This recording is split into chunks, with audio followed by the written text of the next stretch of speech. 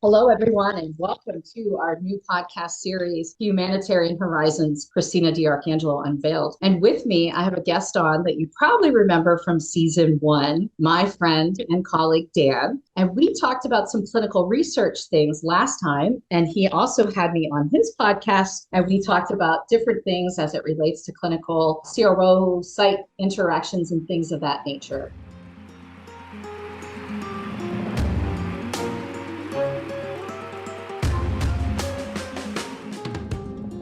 So welcome back, Dan. I'm so excited to have you on today. Thank you for having me, Christina. It's a pleasure, and I'm really inspired by the growth you've done for your personal brand and your company. And even in 1 year, you've grown your audience pretty significantly. So big ups to you. Thank you so much. Well, it's like because of people like you also that have me on your show. Because I'll tell you what, when I was on your show, I got such an amazing response from your viewers and listeners. I even got an intern who came on board with Affinity Patient Advocacy, as you know, who found me through you and your podcast. And she was just entering college and she wants to study clinical research. So awesome. I really appreciated you also having me on. It's a two-way street, in my opinion. And thank you so much. It's been a lot of work, but it's been so much fun. I've learned a lot about all these different things. And that's kind of why I decided to shut down the first podcast, was because now that I have unveiled myself, even though I used unveiled in the second one, I started kind of showing people not just the corporate side of Christina DiArcangelo, but, the head and heart side, the empathy side, all those things that I'm concerned about, and showing people we are the same, which was our entire motto of that last podcast. I thought it was time to start getting into some of these nitty-gritty topics that we really need to talk about. And I'm not afraid to talk about them. So today, I want to talk to you more about clinical research from the humanitarian point of view, right? Rather than just the clinical side of things and how we enroll patients and things. But why are we here, right? The whole goal should be to help patients, right? And they are humans. So why aren't we talking more about that in the industry, do you think? Well, because I think studies are designed to prove a hypothesis and to get drugs approved, devices approved in order to sell to patients. And so I don't think pharma treats a study participant the same way they treat a patient that's using their drugs once it's approved. I think they look at them as two very different things. Anyone who thinks that pharma actually cares about study participants should have participated in a study as a site when they tell you, they send a site-wide email saying enrollment has been met. Anyone that's in screening should be screen filled. Like, that should tell you everything you need right there. And the majority of the time that's the case. The minority of the time they say those in screening are allowed to randomize if they qualify. I consider that good behavior, good practice, good patient centricity, but the majority of the time that's not the case. So for people who are listening or viewing us, I just want to break it down to them so they understand what we're saying with screen failures. So what we're saying, what Dan's saying is the screen failure means you cannot enter into the clinical study as a subject because they completed their enrollment, which is their corporate enrollment milestone. So the company decided they're shutting down the enrollment, so you can't come into the study. So you have been, pre-screened, screened, all these things that you've gone through, and you're looking forward to this because you have hope in your heart that this product that you're getting, hopefully it's not a placebo study, but you're hoping that you're going to get the study drug and it's going to help your, whatever the issue is, your ailment or otherwise. So they shut it down and now you can't participate. That is what Dan is trying to explain. So I wanted to make sure we were very careful about what that means so that people understand that these things happen. In case it happened to somebody who happened to be watching or listening to this podcast, they now understand what it meant when they said, from the clinical trial site side, that they couldn't participate. Yeah, there's so many sponsors out there. I could name the ones that I have good experiences with. Maybe that's a place to start and give some context. So Eli Lilly, I think, does a very good job of practicing what they preach. They really do try to get out to the underserved communities, get patients in these communities access to therapeutics in the form of research. And, they're the biggest pharma company out there now. So they're planting seeds and they're looking to recoup on that investment. It's all an investment, but the majority of the sponsors don't. They look at clinical trials as a necessary evil, and the patients are literally numbers. And then when they design the IE criteria, they're not really thinking about how this is going to affect the general population. They're thinking about how the FDA is going to see the results. So they're really, when a pharma company or any sponsor designs a trial, their customer is the FDA. It's not the patients. That comes later, and that comes through marketing, and that's why they've hired all the sales reps and that kind of stuff. So clinical research, it's not always a microcosm of the general population. And that's been an issue with diversity in the past. This is why there's this huge push towards getting underserved participants into studies, Hispanics, Native Americans, African Americans, and the like, because the FDA has said we need more of that representation. Not because pharma wanted that. It's because the FDA said that. That's why there's this push all of a sudden. It's not out of the goodness of their hearts. No, and the thing is this, right? These different populations of people, their bodies genetically are different than the traditional Caucasian patients that come into these trials, right? So there's certain things that happen to, say, African American patients versus Caucasian, Asian, Indigenous, etc., right? So what happens right now in pharma and how the approval process works is that primarily it's the Caucasian population, right? If you look at the ads on TV, who do you really see on these ads, right? You don't see a lot of the different people that they should be, targeting, right? Even in the ads, it's mostly for the Caucasian population. So well, lately that's changed. Lately it's gone the other way. They're like almost making up for it now by not having Caucasians in the ads. I've seen some of those, and I'm like, you didn't even study those people, so why are you having them in your ad? Exactly. Right? You don't even know if it works for them properly. So that's the whole kit and caboodle here of this diversity population issue, is the fact that we don't know if it's really going to help them and the way that we think it's going to help them. And don't get me started on the pediatric pop. Having my own child, and prior to having my kid, when my parents were raising my nephew, I remember having those discussions with my mom, like, listen, Mom, if they're going to put Christopher on XYZ, because I didn't live there, I was in Cali at the time, right? Make sure, Mom, they've done the actual studies and they're not using this off-label, Mom. They think that this might help. We've got to make sure. And Christopher, unfortunately, had a lot of mental health things. So when he was a kid, they were putting him on all kinds of stuff. I'd have to get on the phone, explain, hey, listen, I don't think this is a good idea. Do you know what this is? Do you know what this is, this is speed, Mom? I don't think, And so there's that issue also with the peds population, because we don't do enough work in the pediatric space either. We don't. I mean, that's no worry. If there's all these problems in the adult studies, in the pediatrics, it's probably magnified by 10. And one of the reasons is the majority of sites won't do pediatric studies, mine included. We just won't do it. We haven't partnered with a pediatrician yet. I don't know if it's something I would actually want to do, especially with psych. Honestly, Christina, I don't know how I feel about enrolling children into psychiatric trials. Like, from a philosophical standpoint and an ethical standpoint, it's just not a road I ever wanted to traverse in my career. And I'm okay staying off of that road too, because that's a lot of work. Even if you take the ethical considerations out, it's a lot of work on pediatric studies. And so not something I choose to do. And you're absolutely right in that regard. Yeah, it's been interesting to watch, as things have turned, right? Because, COVID taught us that we could do a lot more work remotely, right? And we could get what we needed done remotely, which has been fantastic. But then it was almost like we didn't get anywhere, though. You know what I mean? Where have we really gotten in all of this, right? And then we see things like Ozempic, right? That's come out, and it's supposed to be for diabetes, and people are using it off. Off-label. And we're doing a bunch of studies for that, not necessarily with Ozempic, but with the other GLP-1s. We're actually doing 2 studies right now. One is looking at cardiovascular outcomes. The other one is specifically for diabetics and weight loss. So there is a lot of promise in that space from the science side, but you're absolutely right. With the off-label use, completely out of control. And it's all cash, right? None of it's covered unless you have that diagnosis. Right.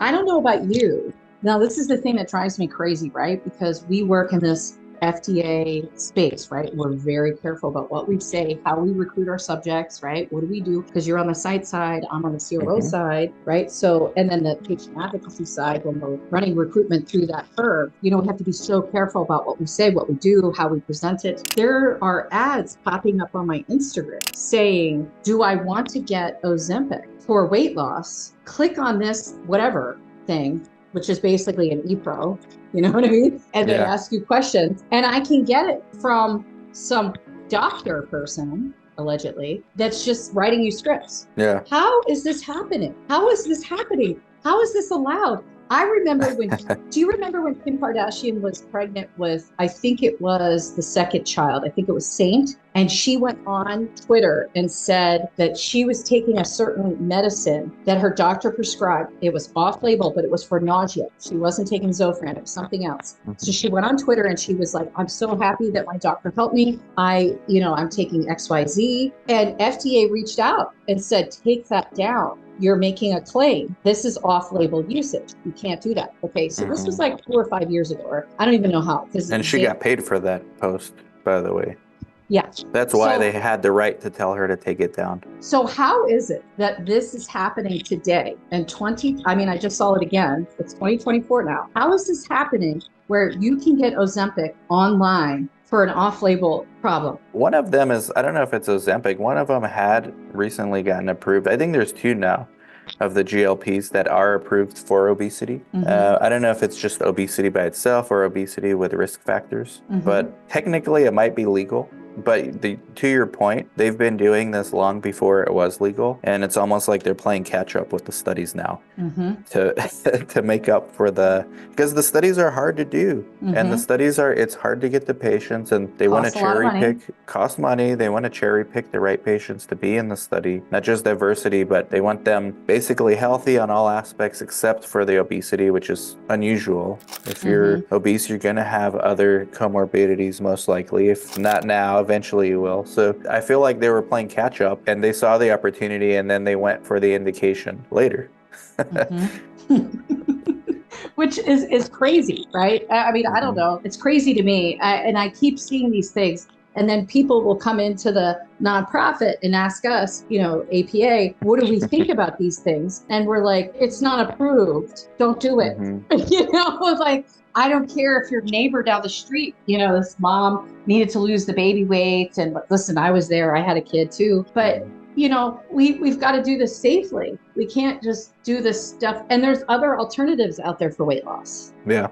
There's Phentermine and things like that have already gone through the FDA approval process. I mean, I know about my struggle when I got diagnosed with my autoimmune diseases in 18, and I was so obese because of the thyroid, the Hashimoto. I was able to drop 150 pounds. But it wasn't because I was taking something like Ozempic or something of that nature. It was because I found out what was wrong with the underlying condition that was causing it. We addressed it. I changed my diet. I was doing, what the heck is the one with I forget the one that it's high fat. I forget what that's called, that diet. I can't remember. Keto. Yep. I was doing keto. Then you can't do keto for too long, right? Because then you have problems. So you have to, with your cholesterol and other things. So then I switched to an anti-inflammatory diet, right? No sugar, gluten-free. That's what I do now. And I also started taking cannabinoids. And that was before I started taking THC side and got my card legally through the state of Pennsylvania, where I reside.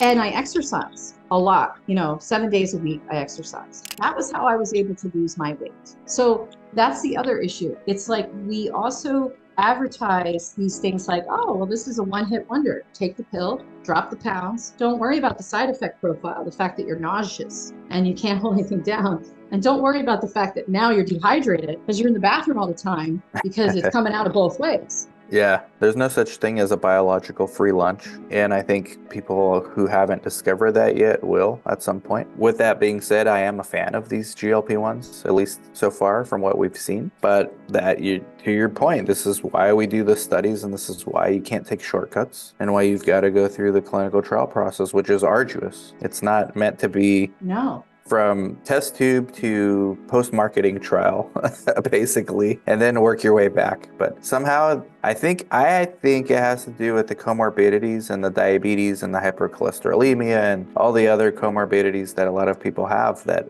they were able to get away with it, maybe. I'm not sure. We'd have to ask Darshan about that. We should do a pod with Darshan and GLP-1s, because he can go like hours on that topic. Yeah, we should do a podcast with him on that, because that would be fun to talk about, because I know that's like right into his sweet spot. Besides talking about diverse populations, enrollment for our clinical studies, that's something else that he's very interested in, as we are on this podcast. It's nice that we have people like this, though, that we're all together in a community where we're like, wait a minute, this just doesn't seem right. What is going on?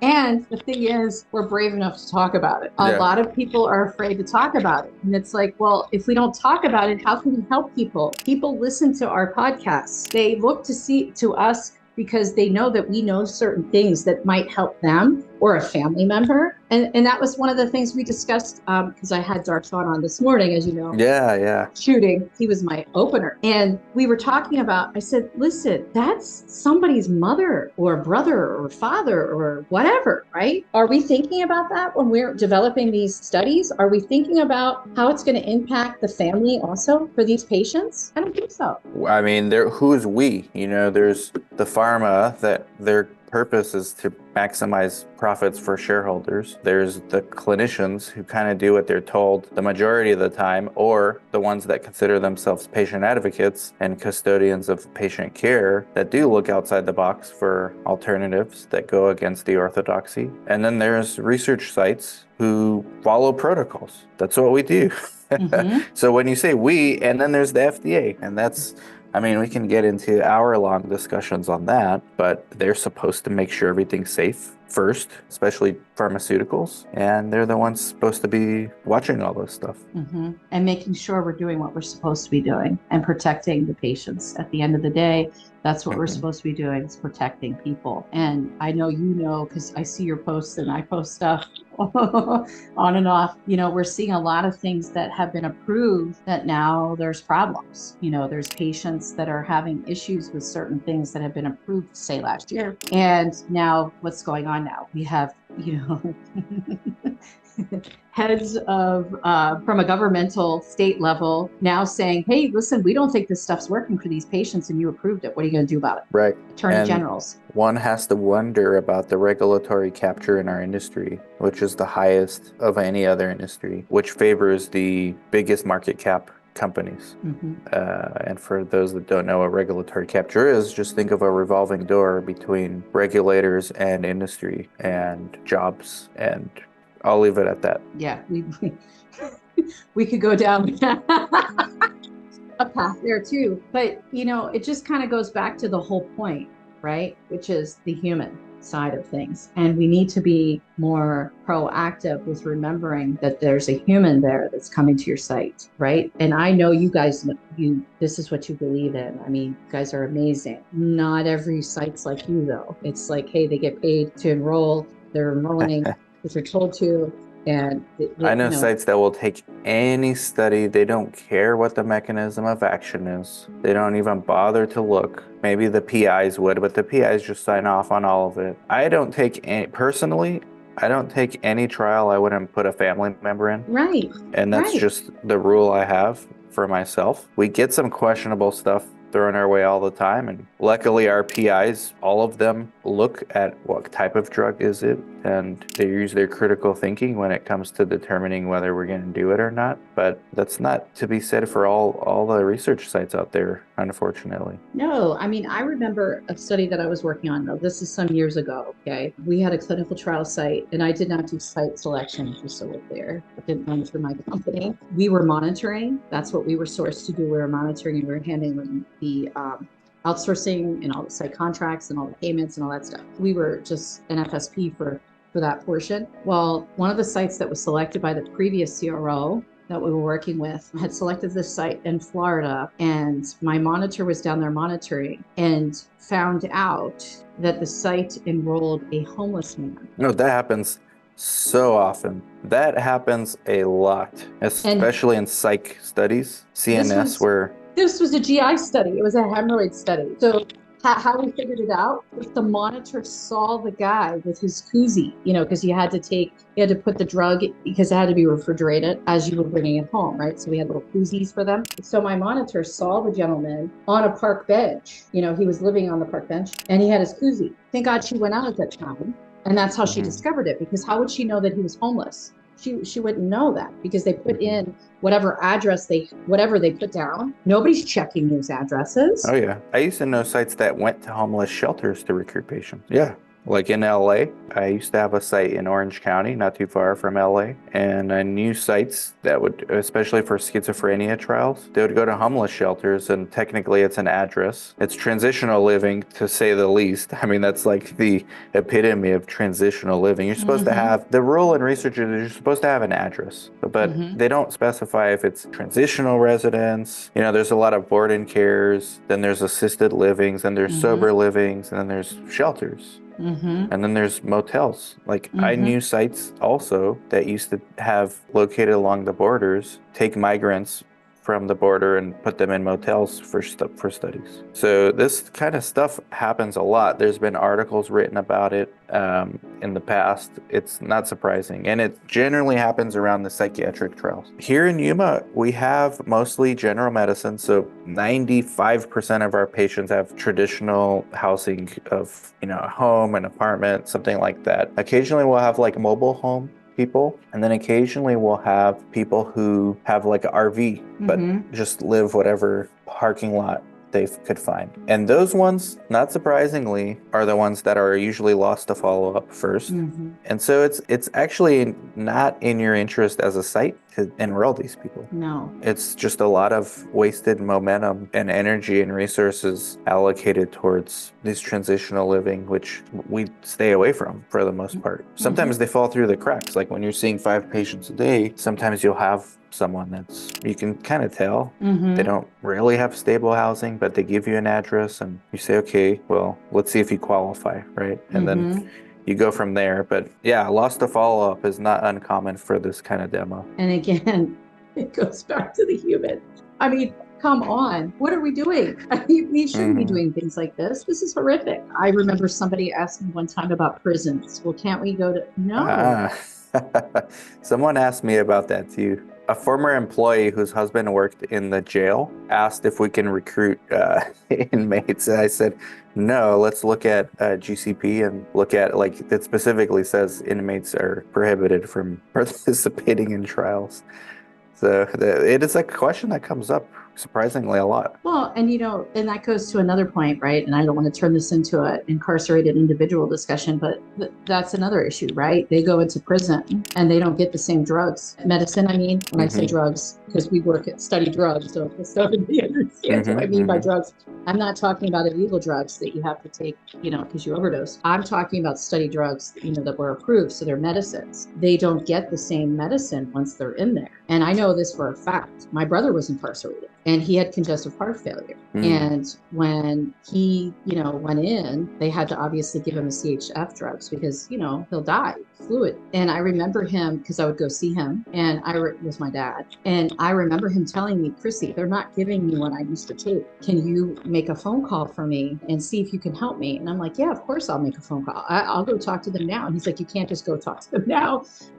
Chris, can you, do this for me? I was like, of course, so I tried, I called and I'm like, this is not what my brother's taking. I'm a pharmaceutical executive. This is not appropriate. I'm also a patient advocate. This is not, this is not appropriate. And they're like, well, that's all we have. That's all we can give them. But it's not the same drug. Right. Yeah. I mean, unfortunately, there's varying degrees of class systems and the healthcare options afforded to the classes in our country. I think the dichotomy is pretty big when you actually look at it. Well, and also when you talk to people, like I was talking to someone yesterday who wants us to invest in them, and they have a really great concept. They really do. They don't have the actual thing. It's a device. They don't have the device made yet or anything like that, right? And so I said, how much is it going to cost for the patient, right? Because, that's one of my things, like it has to be affordable to the patient, right? I worry about those things. If I'm part of the investment vehicle, I'm going to ask that question, right? And so is my CFO. And the person was like, oh, it's going to cost $250 for this thing. And I'm like, and he's like, and that's really cheap. I'm like, 250. That's cheap. Okay. Well, how much is the competitors thing? Oh, well, that's 5,000. I'm like, wait a minute now. That can't be wholesale. That's got to be, it's not cost. That's a massive markup because this thing should only cost $50, what they're talking about, because it's AI centric. And I'm in the AI space I've been in it since 18. So I'm like, what are you talking about? And then he's arguing with me, telling me 250 is cheap. And I'm like, so you think people in Ghana are going to be able to afford $250 for this thing that will last them hopefully for a year if it doesn't break? If it breaks, they got to buy it again because you're not going to give them any kind of warranty because you're going to say they were negligent and they broke it, not that it broke because it wasn't made properly, right? We know how this works. So I'm like, that's not going to work for us. That is not going to work. It has to be cheaper. And not only that, the person was like, oh, I go, well, where is it going to be made? Oh, we're going to make it in China. I'm like, and it costs $250? What are you doing that it's costing $250? And by the way, we cannot get this approved in the US because it's a device. We cannot, what, with China? No.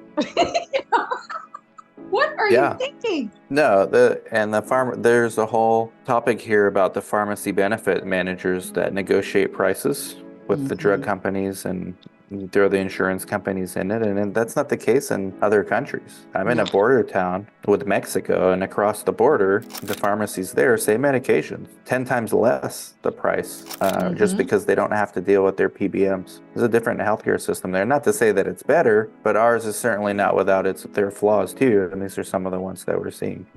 Well, and look at all the pharmacies that are shutting down all over the United States. Pharmacies, Rite Aid. There's lots of Rite Aids that have been shutting down. I know the Rite Aid in Pennsylvania, we had some of that. CVS is having problems. CVS shut down their, I think, their research. They tried to do research, and I think it was either CVS or Walgreens. One of them still doing it. The other one shut down, but it's only a matter of days before, a matter of time before the other one. Well, we're getting close to the end of our time.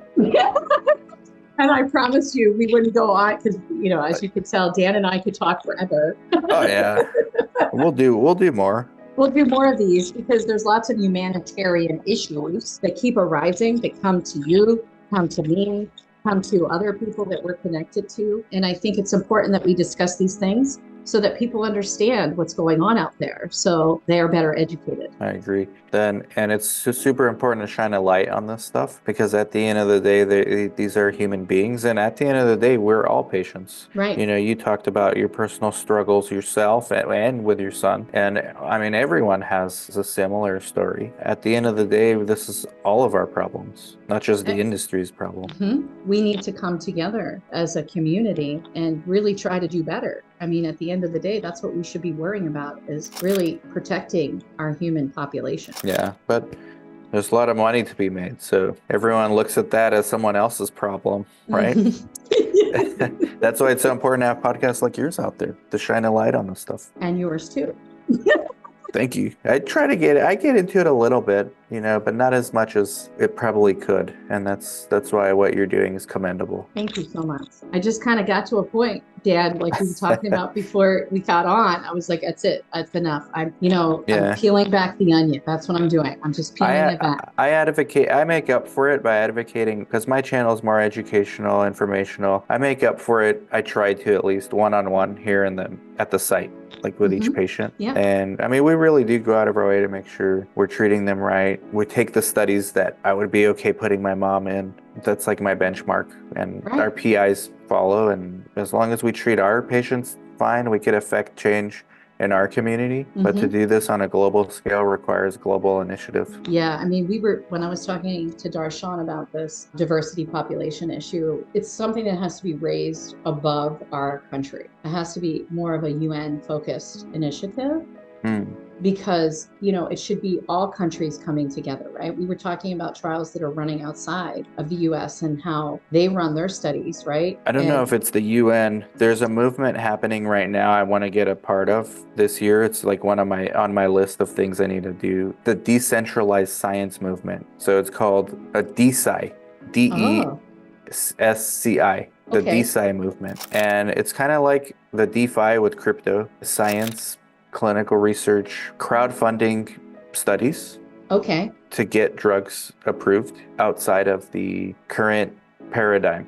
And this is just the early days of it. It's not like it's gonna make a difference today or tomorrow, but 2 decades out, it could grow just like the crypto movement has grown over the last 2 decades. And it's definitely something to pay attention to. And I didn't know about that. Thank you for telling me. I'm gonna look into that. It's really big on Twitter. There's a bunch of biotech people, scientists, PhDs trying to do this innovation outside of the academia ecosystem and within its own framework, in a way, just like Bitcoin is kind of taking things off of the traditional banking system into its own hands. This is in that similar vein as cryptocurrency, but this is for science. That's interesting. Well, I'm definitely going to look that up. Thank you for telling me about it. Yeah. I wasn't aware of it. I've been aware for like a little over a year, but it's a lot to grasp, and it honestly takes a lot of effort to learn, just like crypto took years for me to figure out, and still I'm learning, but the fundamentals I think I understand enough, but the DeSci stuff I'm just